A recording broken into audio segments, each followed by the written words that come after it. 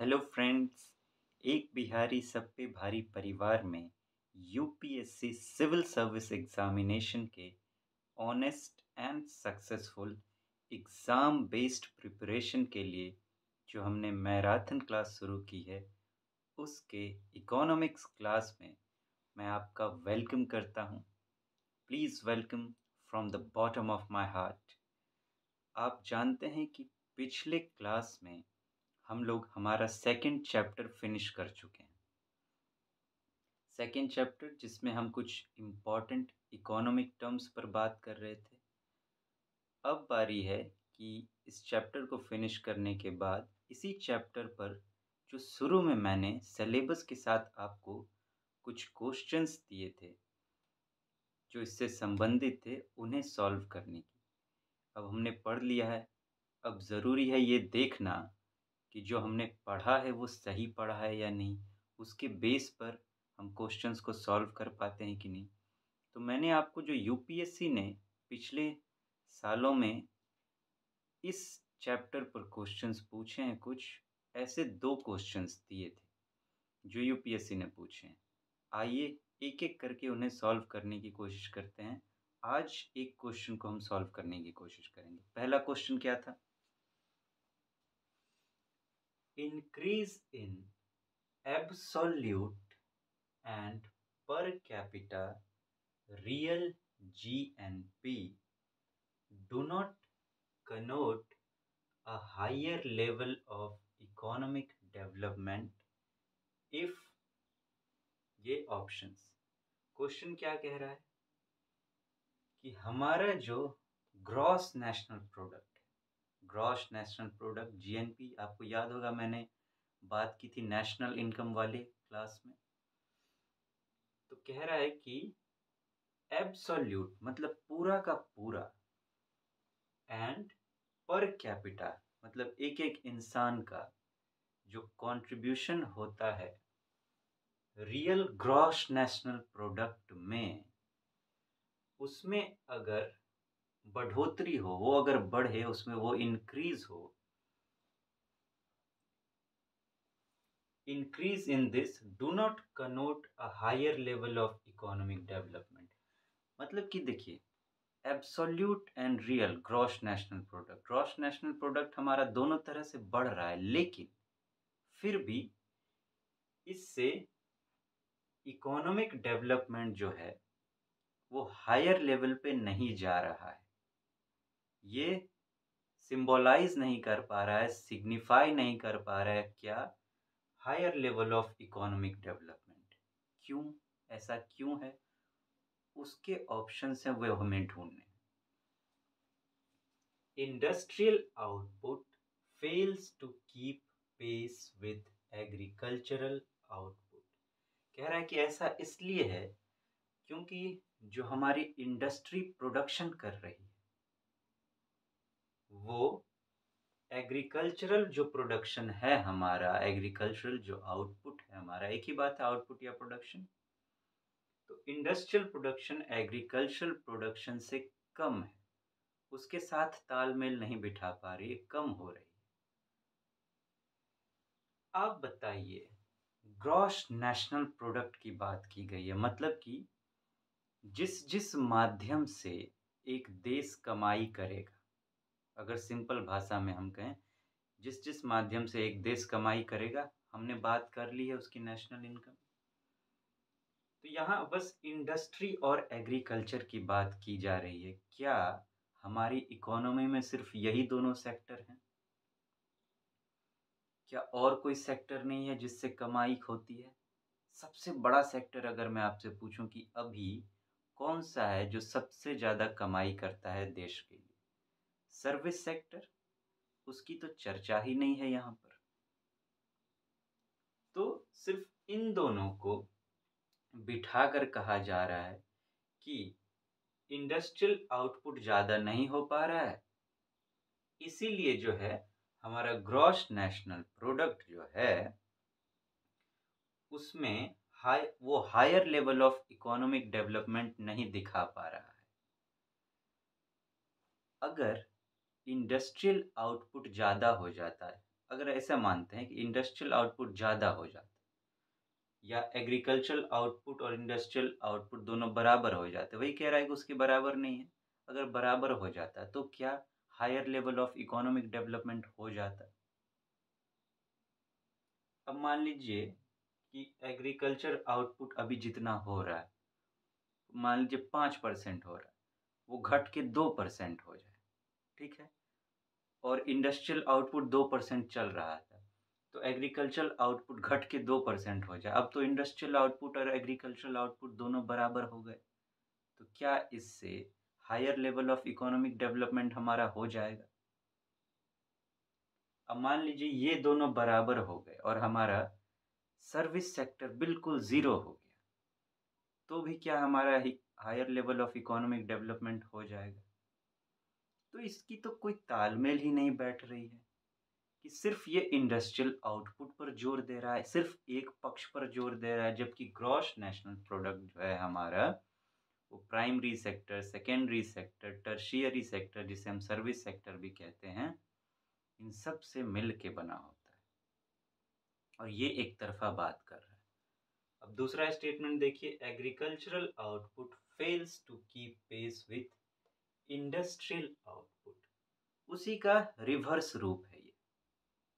तो ये भी एक तरफा बात कर रहा है, उसमें इंडस्ट्रियल आउटपुट पर जोर दिया जा रहा था, यहाँ एग्रीकल्चरल आउटपुट पर जोर दिया जा रहा है, ये भी एक तरफा बात है। तो ये दोनों के दोनों स्टेटमेंट फिट नहीं बैठ रहे हैं, ग्रॉस नेशनल प्रोडक्ट के लिए फिट नहीं बैठ रहे हैं। अब poverty and unemployment increase, poverty and unemployment increase.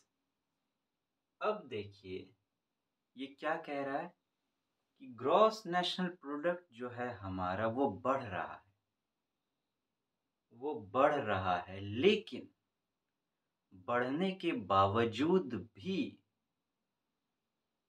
ये higher level of economic development नहीं दिखा पा रहा है।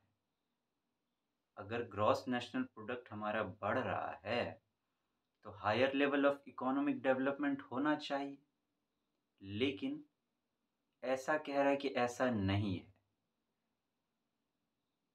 ऐसा कब नहीं होगा, वही पूछ रहा है वो, ऐसा कब नहीं होगा? तो ये दोनों तो हमारे कैंसिल हो गए क्योंकि ये एक तरफा बात कर रहे थे।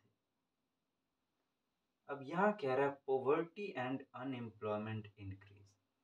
अगर मैं आपसे पूछूं कि आपका देश बहुत पैसा कमा रहा है, ठीक है, या आपसे डायरेक्ट पूछूं कि आप बहुत पैसा कमा रहे हैं, लेकिन आपका जो परिवार है वो दिन ब दिन गरीबी में जा रहा है, मतलब कि इन द सेंस, गरीबी इन द सेंस कि आपके पास पैसे तो खूब हैं, आज आप 50,000 महीना कमा रहे हैं, कल आप 1 लाख कमा रहे हैं, फिर आप अगले साल 2 लाख कमा रहे हैं महीना, मतलब आपका इनकम बढ़े जा रहा है, लेकिन आपके परिवार का लिविंग स्टैंडर्ड जो है, जैसे कि आज वो मान लीजिए खा रहे थे 50 रुपये kg वाला चावल खा रहे थे, अगले साल वो 30 रुपये kg वाला चावल खा रहे हैं, उसके अगले साल वो 15 रुपये kg वाला चावल खा रहे हैं, मतलब उनका लेवल जो है वो पॉवर्टी की तरफ जा रहा है।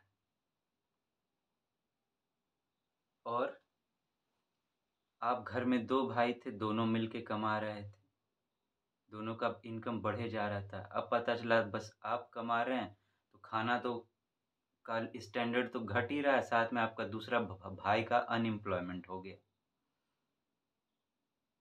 और अगर मैं देश के कॉन्टेक्स्ट में कहूँ कि तो देश खूब पैसा कमा रहा है, लेकिन देश की जनसंख्या जो है, जो पब्लिक है, वो गरीबी और ज़्यादा गरीब होते जा रही है, उसमें और ज़्यादा बेरोजगारी, अनएम्प्लॉयमेंट होते जा रही है।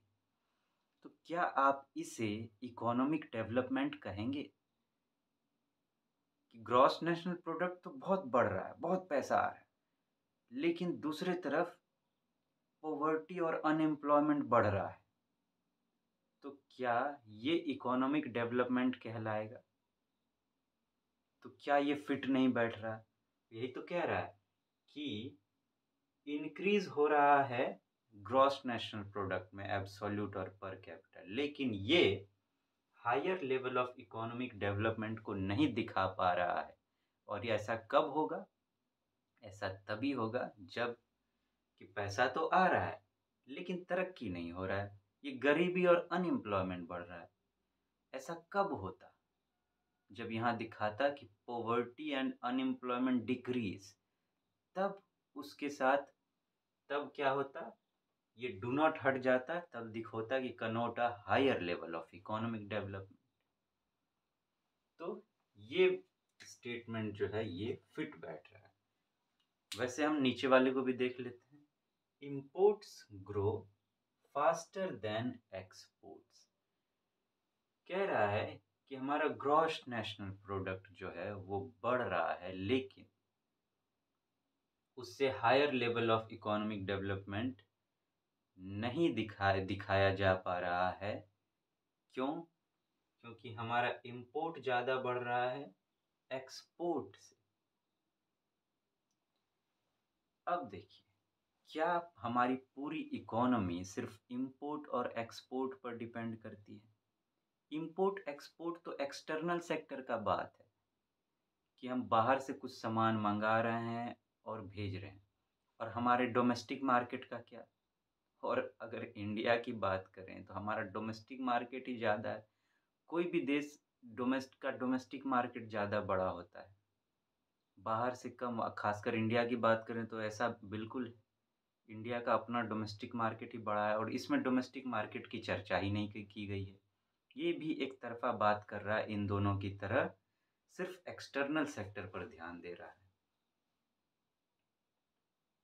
पर imports grow faster than exports, कि हम ज़्यादा सामान जो है वो मंगा रहे हैं, कम सामान भेज रहे हैं। मतलब कि हमारा जो पैसा है वो ज़्यादा बाहर जा रहा है, क्योंकि हम बाहर से सामान मंगाएंगे तो अपना पैसा बाहर भेजेंगे ज़्यादा से ज़्यादा, है कि नहीं?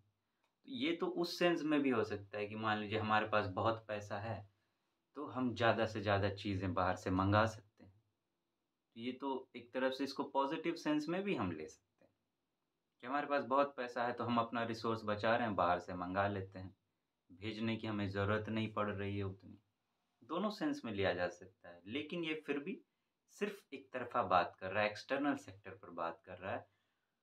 डोमेस्टिक मार्केट की यहाँ चर्चा ही नहीं है। और ग्रॉस नेशनल प्रोडक्ट, उसमें दोनों की बात है कि नेशन जहाँ से भी कमाए, डोमेस्टिक मार्केट में कमाए या फिर बाहर जाके उसी नेशन के लोग कमा रहे हैं और दोनों मिलकर इनकम कमा रहे हैं और देश के लिए ला रहे हैं, तो दोनों मिलकर होता है। लेकिन ये एक तरफा बात कर रहा है, तो ये भी नहीं होगा। जब भी क्वेश्चंस को सॉल्व करें आप, तो जो चीज़ें आपने समझी है, हमने जो बातें की हैं मतलब अपने टॉपिक्स पर, इसीलिए मैंने दोनों टर्म्स में बात की है। लाइफ टर्म्स में कि प्रैक्टिकली आप उसको कैसे अप्लाई कर सकते हैं, और साथ ही उस इकोनॉमिक टर्म्स में भी बात की है कि इकोनॉमी के संदर्भ में उसे आप कैसे समझेंगे। अब आप इस क्वेश्चन में को देखिए, ये दोनों का मिक्सअप नहीं है। एक तरफ जहां आपको ग्रॉस नेशनल प्रोडक्ट की जानकारी होनी चाहिए इकोनॉमिक टर्म्स में, वहीं दूसरी तरफ आपको रियल लाइफ की भी जानकारी होनी चाहिए। आपने देखा जो हमने इस पर बात की, वो रियल लाइफ के एग्जाम्पल से बात की। किस तरह हम आंसर तक पूछे, मैंने आपको इन्वॉल्व किया, देश को इन्वॉल्व किया, अलग अलग एग्जाम्पल्स लेकर बातें की। इस तरह से समझना भी ज़रूरी है टॉपिक्स को, और यूपीएससी उसी समझ के आधार पर क्वेश्चन पूछता है। वो डायरेक्ट क्वेश्चन पूछता ही नहीं है कि आप बताइए कि जीएनपी क्या है ना, उसका एप्लीकेशन क्या है, रियल लाइफ में वो कैसे अप्लाई होता है। इसीलिए दोनों टर्म्स में देखना ज़रूरी है, जिस तरह से हम लोग अपने टॉपिक्स को समझते आ रहे हैं। तो फ्रेंड्स, अब यहीं रुकेंगे, नेक्स्ट क्लास में फिर अगले क्वेश्चन पर बात करेंगे। Thank you so much, have a nice day.